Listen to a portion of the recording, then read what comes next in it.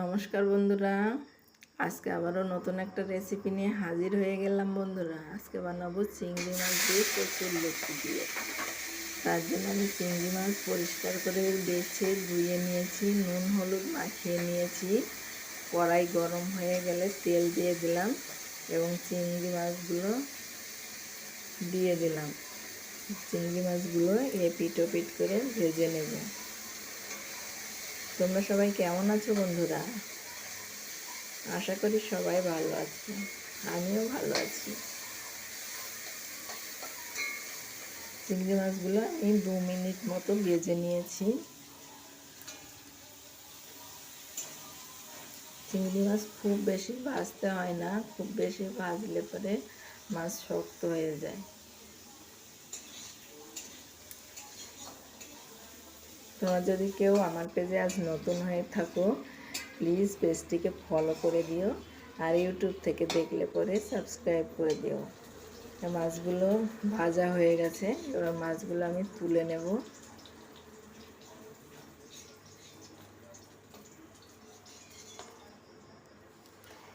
চিংড়ি মাছ তুলে নিয়েছি, এই দেখো কত সুন্দর হয়েছে। এবার ওই তেলের মধ্যে আর একটু তেল দিয়ে দেব। এই দেখো কচুরলতি আমি বেছে নিয়েছি, বেছে ধুয়ে নিয়েছি। দিয়ে দিলাম একটা শুকনো লঙ্কা ফোড়ন, দিয়ে দেব কালো জিরে সম্বারে।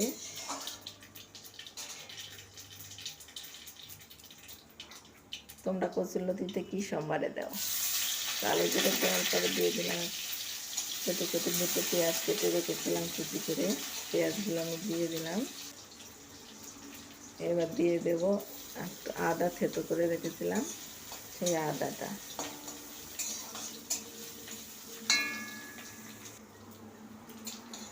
খুব বেশি মশলা দেব না, রসুন টসুন দেবো না। এবার দিয়ে দিলাম ওই কচুরলতিগুলো, যেগুলো আমি পরিষ্কার করে দিয়েছি, ধুয়ে নিয়েছিলাম, সেই কচুরলতিগুলো আমি দিয়ে নিলাম। এবার নাড়াচাড়া করে খানিকক্ষণ কষিয়ে নেব। দিয়ে দিলাম স্বাদ মতো নুন, পরিমাণ মতো হলুদ। এবার দিয়ে দেবো কাঁচা লঙ্কা চিড়ে ধুয়ে রেখেছি, কাঁচা লঙ্কা চিড়া।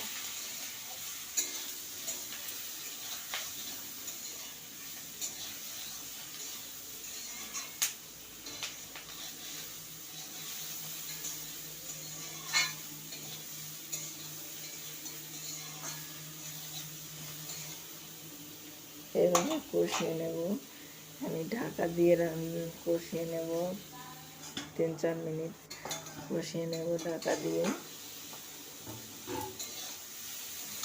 ঢাকনা খুলে আবার একটু নাড়াচাড়া করে নেব।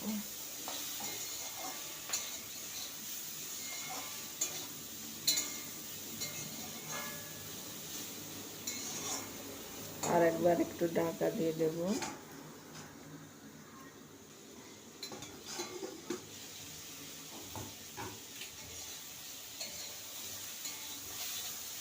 ঢাকনা খুলে নেড়ে নেব। ঢাকা দিয়ে কষালে পরে কড়াইতে লেগে যায় না। আবার আমি ঢাকা দিয়ে দেব।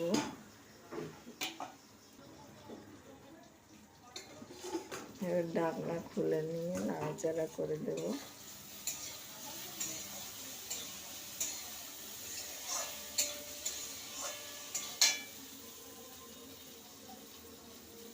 এবার আমি একটু কুসুম গরম জল দিয়ে দেব।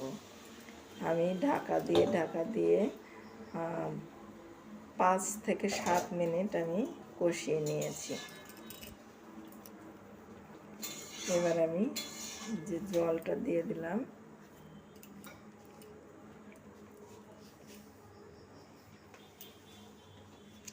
এবার আমি দিয়ে দেবো একটু গুঁড়ো মশলা। এখানে আমি জিরে এবং ধনে ভেজে বাড়িতে গুঁড়ো করে রেখেছি। এবার আমি ওই চিংড়ি মাছগুলো দিয়ে দেব।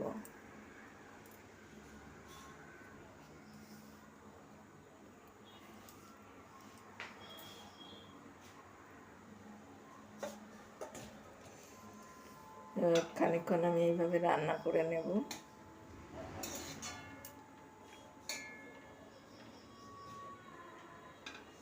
এবার আমি ঢাকা দিয়ে দেব।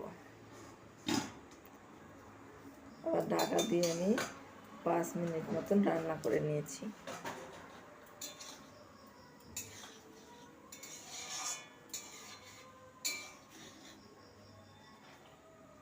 কচুরলতিগুলো সিদ্ধ হয়ে গেছে।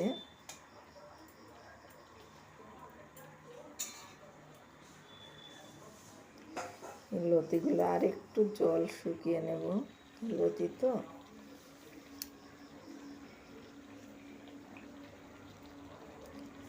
এইভাবে আমি আরও খানিকক্ষণ ফুটিয়ে নেব। মোটামুটি হয়ে গেছে কচুরলতিগুলো।